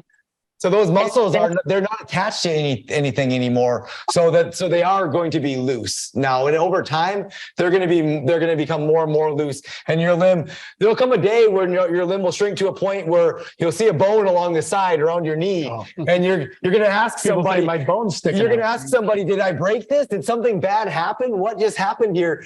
No, that's just a part of your fibula that's been there your whole life. It's just that there's muscle and other tissue that's always hidden it. And your limb will become more and more defined over time. That's all completely normal. Yep. I named it Nadia, because she's naughty, because she does her own thing. She's naughty, Nadia, the naughty limb, the naughty nub. But no, as far as I love listening to you guys because I mean, all the people that I'm kind of getting it. You guys are all ahead of me. As far as my therapies here, I mean, I'm doing good. My hardest thing here is like I said, is just getting up out of this wheelchair. I mean, it's hard for me to stand up and get the right format and doing transfers. And I mean, that's kind of where I'm at now. My worry is, if I can't do it with one leg, how am I going to do it with two legs? It was hard for me to walk with two legs. Well, what I can tell you is that, a prosthesis will feel cumbersome at first. It's not going to feel like it's part of your body, right? Right. But it will absolutely help with your balance and transfers. Right off the bat, it'll help with those things. It's easier to go from sit to stand with 2 feet on the floor than one. Yeah. When we stand, we have 2 feet to widen our base. When we have 1 foot, it's now narrowed and our center of gravity has changed. So, there's some early benefits that you'll notice because of how it simplifies your ability to balance. Right. Even sitting in a chair. I don't know if can we see if I go down here? Or, yeah, there you go, Dave, thanks. If I was to sit in a chair before I got my prosthetic limb, and your leg is just hanging there, right? We don't realize how much we use our 2 feet on the ground to stabilize our core. Everybody remember this? It's like, why is sitting such a struggle? It's not comfortable, is it?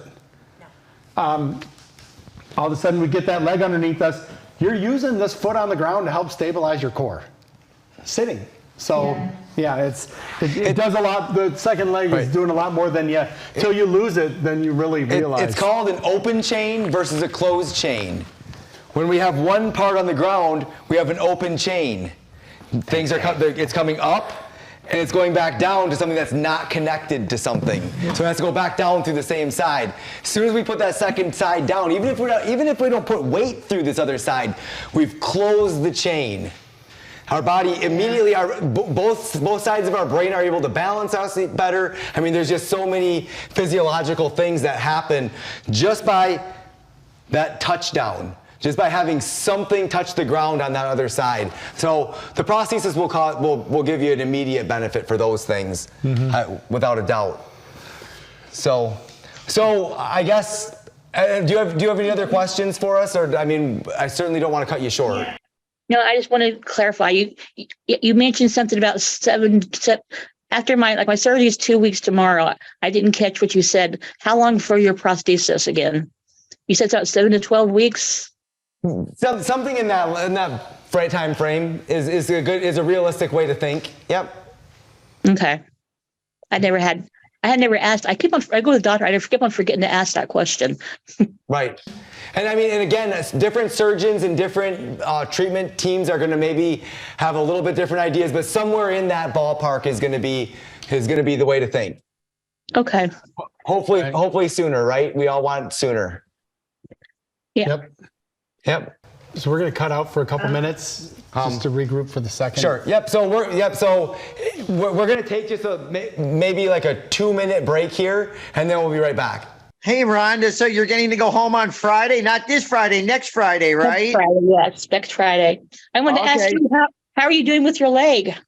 Well, I don't have it. I got to go back Tuesday to the place. I did get to try it out. Like with it was pretty weird feeling at first, but you look good on it. Yeah, it was good. I really didn't need the walker, but they were like, you got to be safe than sorry. It's my first time. Yeah. I don't want to fall or nothing. But it was. Yeah, now next Tuesday, I'm going to go bring my design they can put the design on my leg. And then from there, it should be the following week, the 26th, I should be able to bring my leg home. Good deal. I was proud of you. So, yeah, 2 weeks, I'll bring my leg home, start the physical therapy. The problem I'm having is trying to find a rehab or physical therapy place in Jersey near me that's going to take me. I've called 5 different companies, over 10 rehabs, and none of them want to work with amputees. Really? Yeah, they were like, well, we don't have the proper equipment to work with the amputee. We don't have the parallel bars. I've called 5 different companies, 10 rehabs. They want me to travel almost 45 miles from my house for rehab. I would have to go 3 times a week. Oh. Hi, I'm hi Tim. How are you? and I'm doing okay, Steve. But you know what? God bless those people that said they didn't know what the blank they were doing. Yeah. They wasted a whole year. And when your amputation first happens, you don't know. You think, oh, I'm in good hands. Not to be flip. And you're not. So I applaud those people who said they didn't know about amputees and they didn't have the right equipment, because many places do not. Many places, unfortunately, even in Pennsylvania, my new state. I did find a good place in Pennsylvania, St. Luke's. I don't know anything in New Jersey. I know many places in New York to stay away from, but that's my story. But my compliments to those places say they do not know. Wow. Yeah, I think that they said the best place I might have a chance is at like a local hospital, like an outpatient or inpatient at a hospital, because they have the proper equipment at a hospital to do the physical therapy. Yeah, but look at the equipment. Like I don't know what they're technically called. I call them Peter Pan straps. You can't fall. Okay, so you can experiment with different things, etc. If they don't have Peter Pan straps, or even if the parallel bars are like for a gymnast, versus lengthier, say thank you, but no thank you.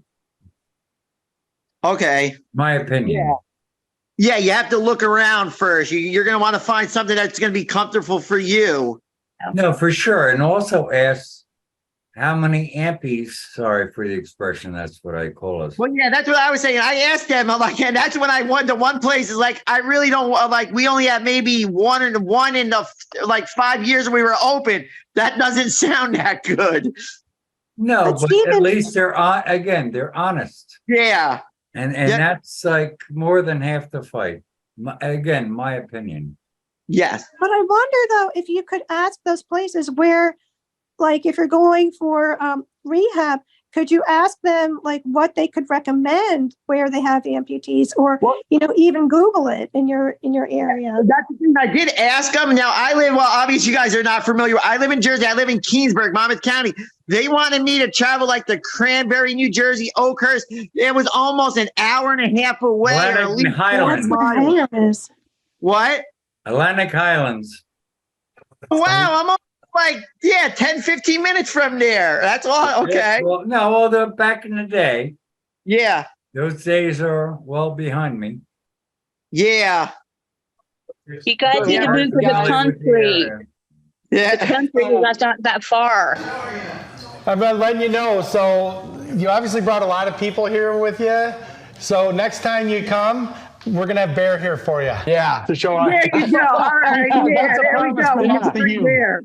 Thank you. We'll make sure. But we love seeing all you guys here. It's great. The one thing I wanted to say is, believe it or not, this is an exercise program. It is. With Scott and I, we're real passionate about an exercise program. We love it. But you know what? We think there's a lot of value in days like today, too. When we're talking, we're getting to know each other.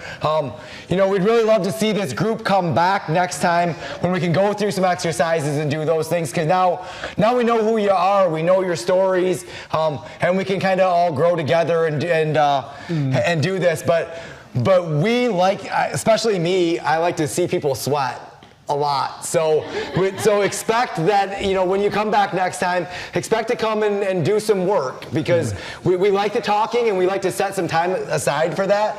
But we also think there's real value in keeping active and doing these exercises and realizing that this is a journey and things that we have to put in more than just going to physical therapy. Yeah. Physical therapy is a great thing. We're huge advocates for it. We don't think we can do it without it. Well, but it's not enough. Yeah, if you're doing outpatient therapy, you're going to get 3 hours a week. Yep, exactly. And 3 hours a week isn't going to be enough to do the things that we want to do.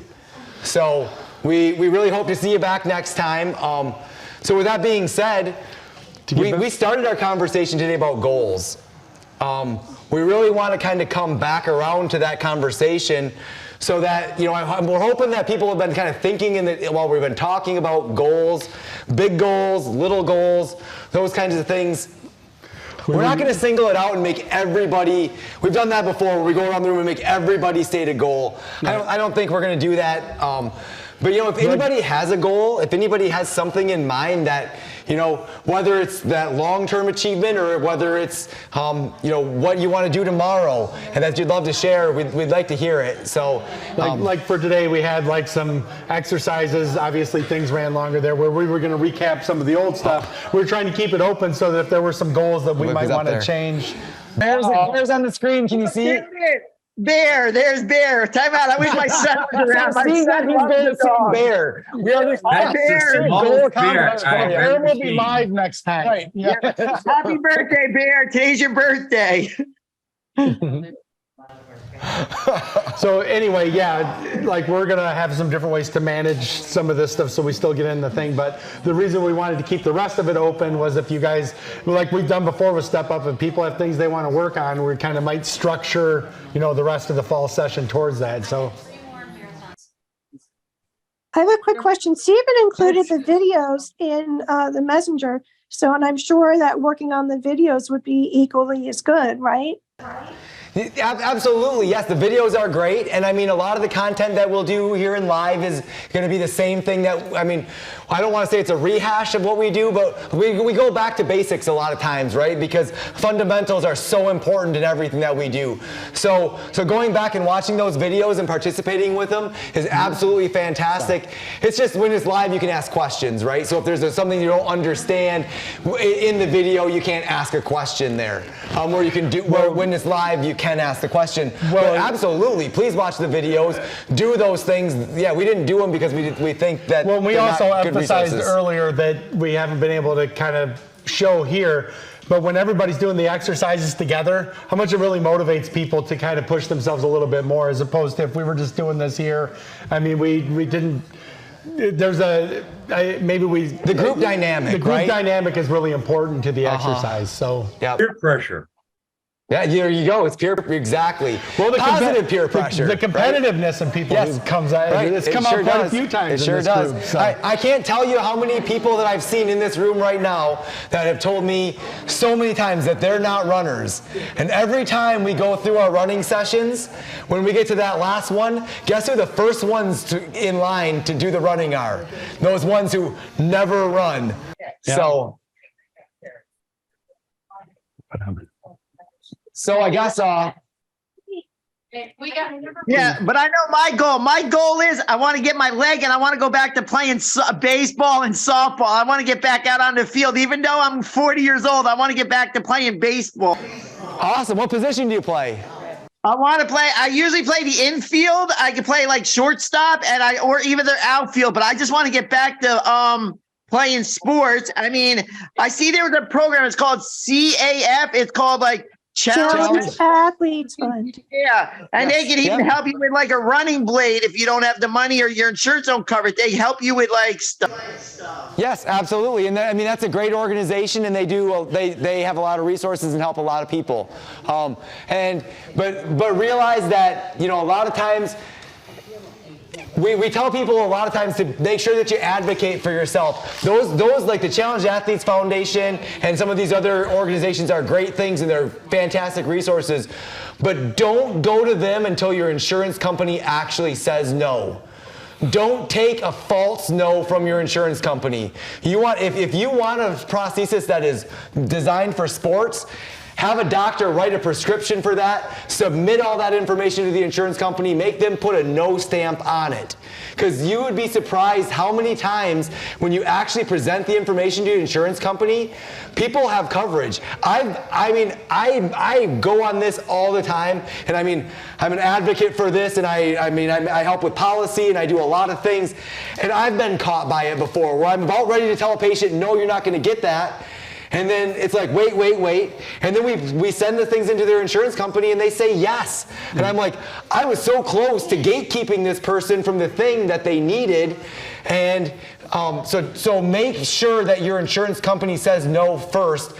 For one reason, because they might pay for it, and for two, we need to teach those suckers how big of a problem this is and what the real needs of people are. It's too easy for them to sit there when they write their policies and say, well, nobody ever asks for that, so why would we ever do it? We don't think there's a need for it because we never see a demand for it. We have to create the demand so that they understand it. Does that also cover the aqua light? That is something that, like I said, I can't say if your insurance would cover it or wouldn't cover it, but you have to make them say. But my suggestion is to make them say whether they cover it or not. Absolutely, that includes an aquatic prosthesis. Absolutely, it would include that, especially if you have a microprocessor knee, which you've already said that you do. So especially if you have a knee that can't be wet, can't go around the water, having something that would be a mechanical knee that can be used in those situations. What about aquatic aerobics? There are a million different reasons why you can create a medical necessity for a prosthesis to go in the water that just needs to be presented to insurance companies. All right, thank you. First time anyway. A lot of times, somebody said, don't most insurance companies tell you no? A lot of times the first time anyway. You might get a denial on that first time, but that an initial denial doesn't mean anything. Share you the got to appeal. statistics, though, that you were telling me about the initial denials and how many people actually. So this is something that Nate and I have always suspected, but. So with insurances, less than 3/4 of denials are ever appealed. So denials, only 25% of those ever even go to an appeal. People get that initial no and they say, oh, they're not going to do it, we give up. If 75% are giving up. If 75% are giving up, it makes it real easy for them to say no, doesn't it? Because they can get rid of 3/4 of their cost right there without doing anything. And then in that appeal, maybe somebody else is going to be looking at it with a little bit more close eye and not just rubber stamping it. So yeah, absolutely follow that appeal process all the way up to the very top. Every time, please. So anyway, you were saying something about your rest of your goals? I did the 5K with you guys. Yeah. I didn't make the whole 5K, but I gave my best, and I did 1.5 laps. Yeah. Great. So my new goal is there are 3 more. They're virtual races I'm going to do. So there's 3 before the end of the year that I want to get the 5K medals for those. Nice. Very good. And I have a 5-year goal of, in Disney, they have a Princess Marathon, which is 13.1 miles. And that is my ideal goal, and Abby's going to go with me. Nice. Fantastic. Well, I made a goal of running a half marathon this year, and I accomplished it over Labor Day weekend. There you so go. Yeah. it's just a matter of setting your mind to it and doing it, and you putting can the work in. That's what I plan on doing. I'm putting the work in for it because this is what I want to do. 13.1. Oh, I mean, you only did half of a certain event or something, or? Well, no, it's an actual event. It's 13.1 miles. They call it a half marathon because a marathon's 26.2 miles. So a half marathon's 13.1. Yeah.